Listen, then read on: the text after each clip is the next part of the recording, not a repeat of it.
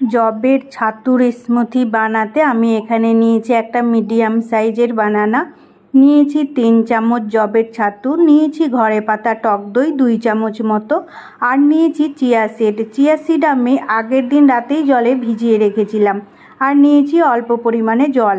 এবার সব উপকরণকে মিক্সিতে দিয়ে হাই স্পিডে ঘোরালেই কিন্তু তৈরি হয়ে যায় হেলদি টেস্টি জবের ছাতুর স্মুথি। যাদের ডায়াবেটিস রয়েছে তারা বানানা অ্যাভয়েড করবেন, আর যাদের রক্তশূন্যতা রয়েছে তারা এই স্মুথিতে খেজুর কিশমিশও অ্যাড করতে পারেন। এইভাবে আপনারা বানিয়ে নিন হেলদি টেস্টি জবের ছাতুর স্মুথি আর এনজয় করুন ফ্যামিলির সাথে ব্রেকফাস্টে।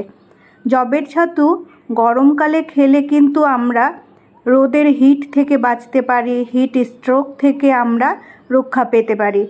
তাই সপ্তাহে অন্তত 2 থেকে 3 দিন আপনারা জবের ছাতুর স্মুথি খেতেই পারেন।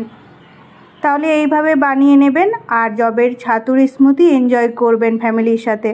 আমার এই রেসিপি যদি আপনাদের ভালো লেগে থাকে তাহলে লাইক করবেন, কমেন্ট করবেন আর বন্ধুদের সাথে শেয়ার করে দেবেন।